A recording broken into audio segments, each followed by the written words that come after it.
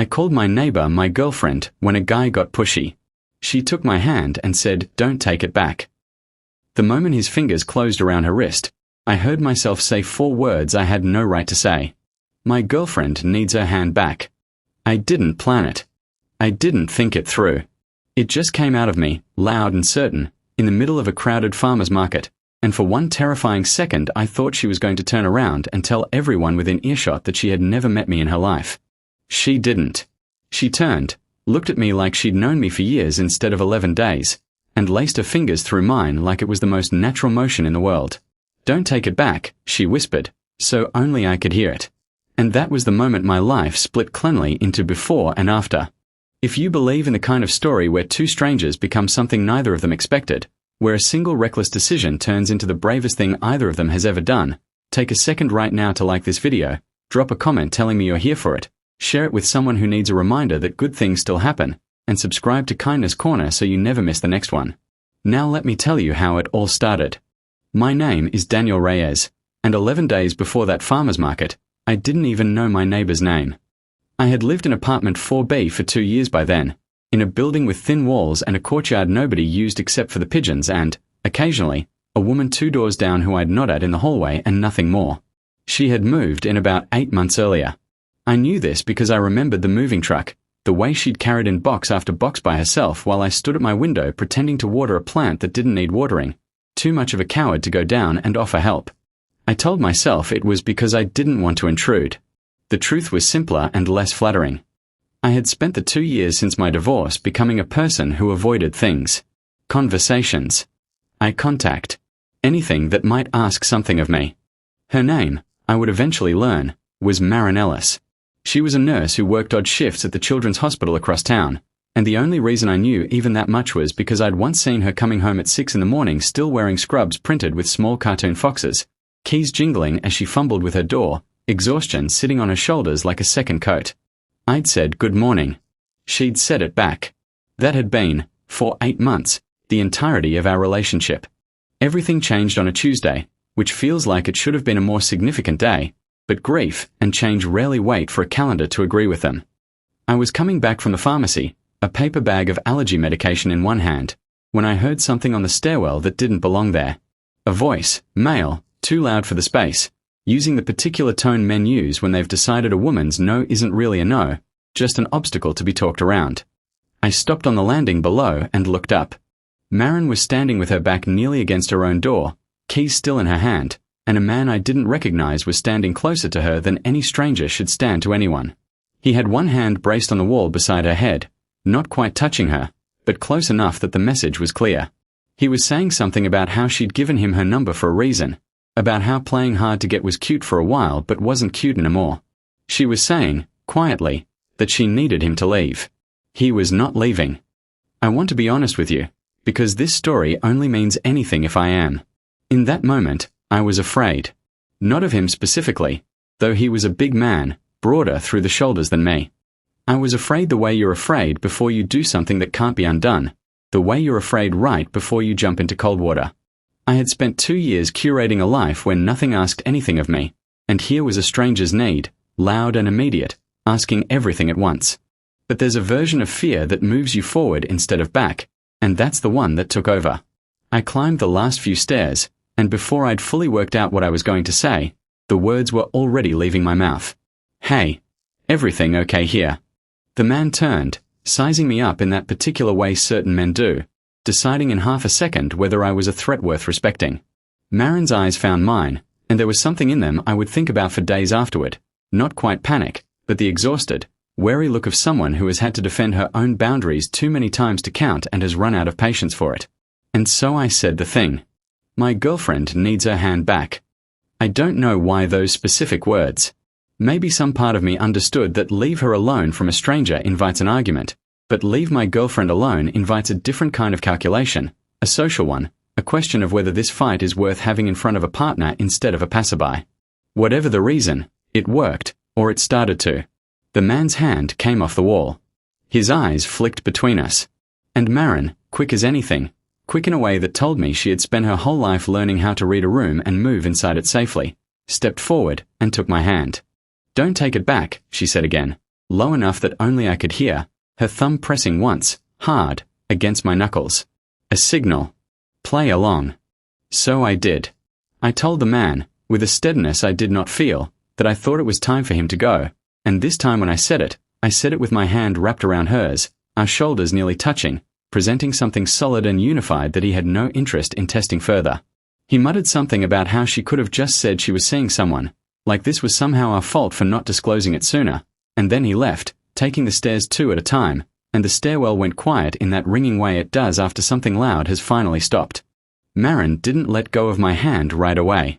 We stood there for a moment, both of us breathing harder than the situation should have warranted, and then she laughed, a short, surprised sound, half relief and half disbelief. "Girlfriend," she repeated. "That's what you went with." I told her it was the first thing that came to mind, that I was sorry if it was strange, that I hoped I hadn't made things worse. She shook her head. She said it was the opposite of worse.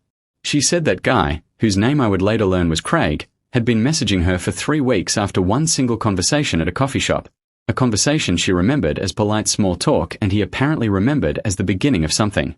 She said she'd asked him twice to stop, and both times he'd shown up somewhere she was, first at a gym, then, apparently, at her own front door, having gotten her building's entry code from a delivery she'd forgotten to close the door behind. I asked her if she was okay. She said she was now. And then she looked down at our still joined hands, like she was noticing them for the first time, and let go slowly, almost reluctantly, the way you set something down that you weren't quite ready to put away. That should have been the end of it. A strange, adrenaline-soaked afternoon, a favor between neighbors, a story to tell at a dinner party someday.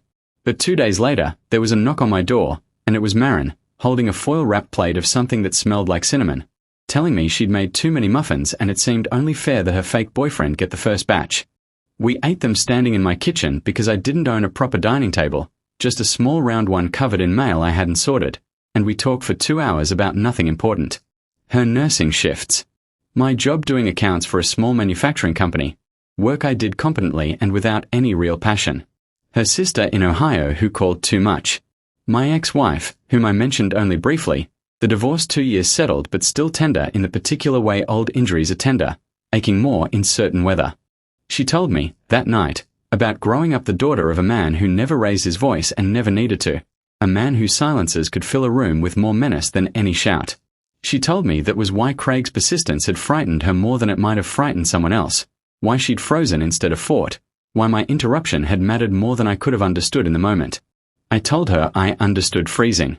I told her about the 2 years I'd spent freezing in my own way, avoiding my own hallway, watering a plant that didn't need it rather than carry a box for a stranger. We didn't call it anything, those first weeks.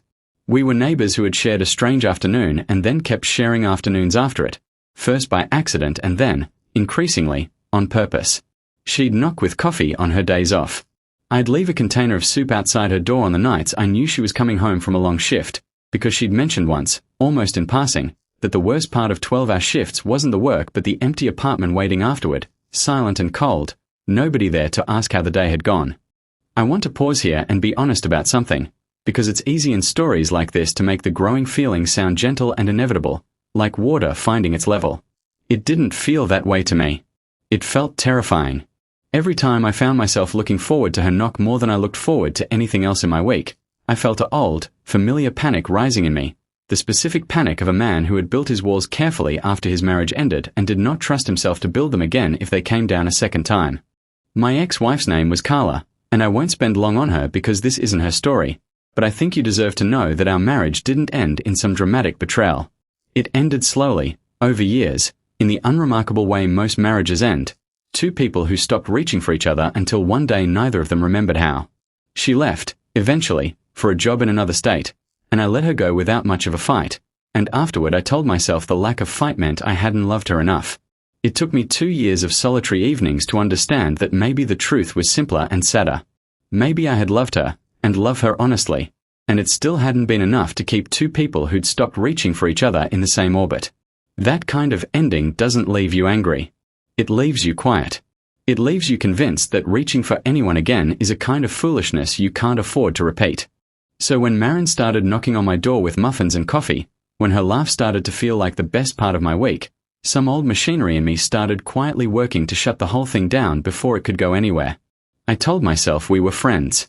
I told myself the hand-holding in the stairwell had been an act, nothing more, a favor extended and then politely retracted.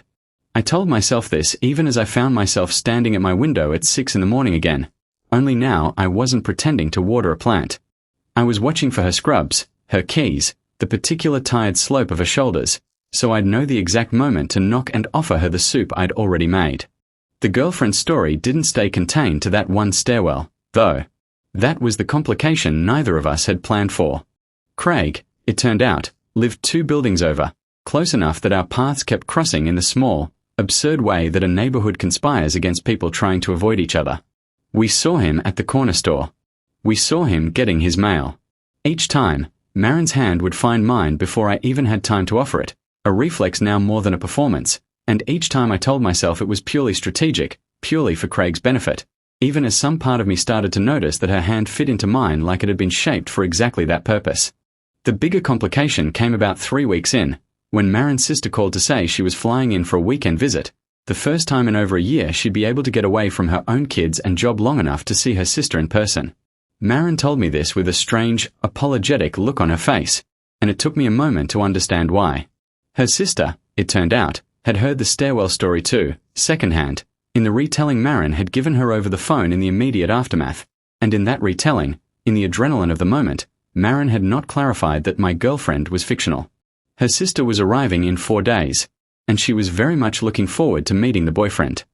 I remember the exact expression on Marin's face when she asked me if I would come to dinner as her boyfriend, just for one evening, just to keep the lie consistent for a woman who lived 11 hours away and who Marin saw rarely enough that the truth could probably wait for a gentle unveiling.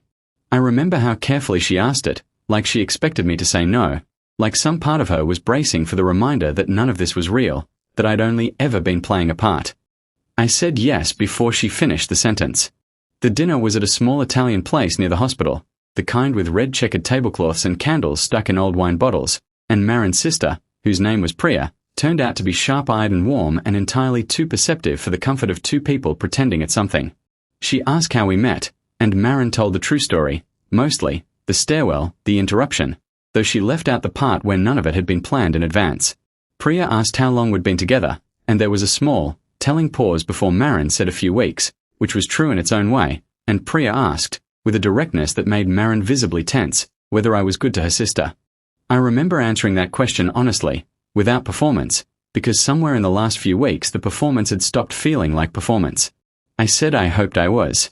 I said her sister had shown me more kindness in a month than I'd let myself accept in 2 years, and that if I was good to her, it was mostly because she made it easy to want to be. Marin went very still beside me when I said that. Under the table, her hand found mine again, but this time there was no stairwell, no Craig, no audience that needed convincing. It was just her hand in mine because she wanted it there.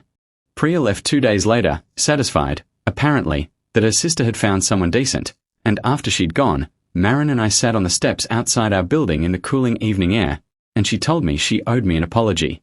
She said what had started as a stairwell favor had turned into something she'd asked me to maintain for her sister's sake, and that wasn't fair to me, and she understood if the whole thing had started to feel like too much, like an obligation instead of a choice. I told her the truth, then, because I'd spent 2 years avoiding truths that asked something of me and I was tired of being that man. I told her that somewhere between the muffins and the soup and the dinner with her sister, I had stopped keeping track of where the performance ended and something real began. I told her I didn't know exactly when it had happened, only that it had, and that I understood if she didn't feel the same, if for her this had only ever been about Craig and her sister and never about anything more. She didn't answer right away.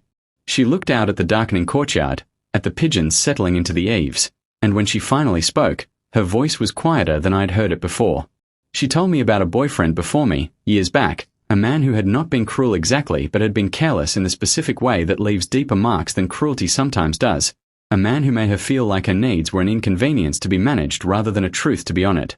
She said that after him, she'd built the same kind of walls I had, quietly, carefully, and that when Craig started pushing at her boundaries, some old fear in her had made her freeze instead of fight, the same fear her father's silences had taught her long before Craig ever came along. And then she said that in the stairwell, when I'd stepped between her and that fear, something in her had recognized me, not as a stranger playing a convenient part, but as someone whose instinct, faced with a stranger's trouble, was to move toward it instead of away. She said that instinct told her more about a person than months of careful dating ever could. She said she hadn't planned to feel anything. She said she hadn't been able to help it. If this story is touching something in you right now, if you've ever had to freeze in a moment you wished you could have fought through, or if you've ever been the person who stepped in for someone else, I'd love for you to share how it made you feel down in the comments. It helps this channel more than you know, and it helps me know this story is reaching the people who need it. We didn't rush anything after that conversation on the steps. I think both of us understood, without needing to say it aloud, that we'd each spent long enough building careful walls that tearing them down too fast would only mean we'd built them wrong the first time and would build them wrong again. So we were slow. Deliberate. We went on our first real date 3 days later, not to convince anyone of anything, just because we wanted to, and it felt more nerve-wracking than the stairwell had, which surprised me until I understood why. In the stairwell, I'd had nothing to lose because I hadn't let myself want anything yet. Craig did not disappear from the story as neatly as I wish I could tell you he did. About 5 weeks after the stairwell, he showed up again, this time at the hospital where Maren worked, having apparently done enough digging on social media to figure out her schedule. He didn't try to talk to her directly this time. He waited near the staff parking lot, the kind of waiting that isn't illegal by itself but that every woman recognizes instantly as a threat dressed up as coincidence.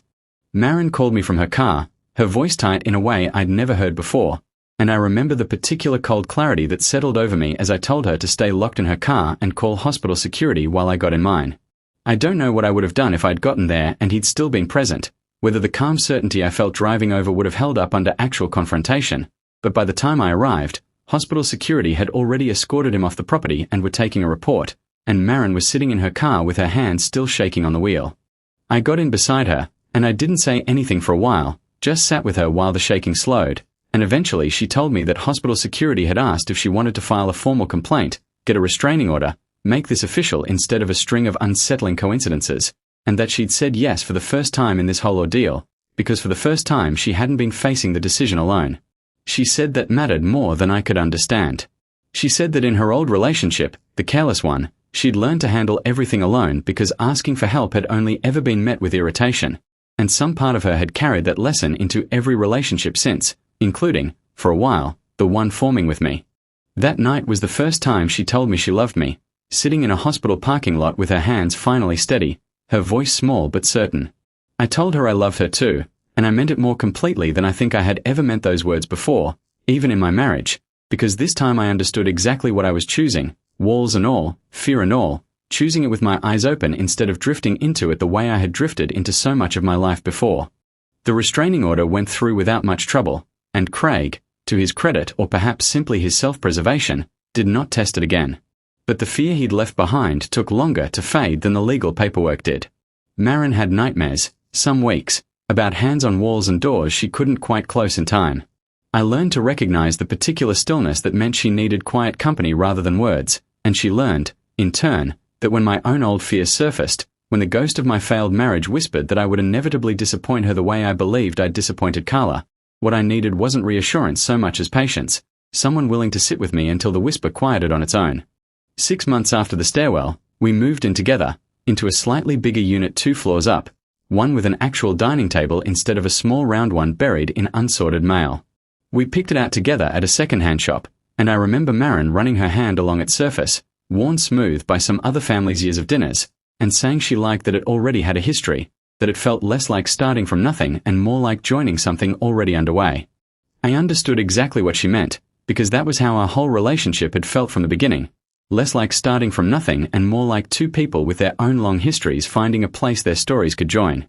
I want to tell you about one more moment before I bring this story to where it needs to end, because I think it's the moment that mattered most, more than the stairwell, more than the hospital parking lot, more than any of the dramatic turns a story like this is supposed to have.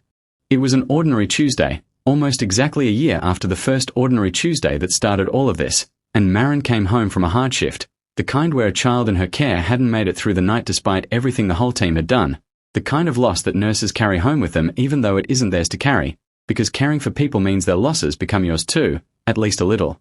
She came in and didn't say anything, just sat down at our second-hand table with its borrowed history, and put her head in her hands. I didn't ask her to talk about it. I'd learned, by then, when to simply be present instead of reaching for words. I sat down across from her, and after a while, without lifting her head, she reached her hand across the table, palm up, the exact gesture from the stairwell a year before, except this time there was no audience, no Craig, no lie to maintain. Just two people who had chosen each other, reaching for the reminder of that choice in a moment too heavy to carry alone. I took her hand, and she said, quietly, the same 4 words she'd said in that stairwell a year earlier, except this time they meant something entirely different. Don't take it back. Not the performance. Not the pretense. The whole of it, the choosing, the staying, the showing up on hard Tuesdays for the rest of whatever years we were given. I haven't taken it back. Not once, not for a single day since.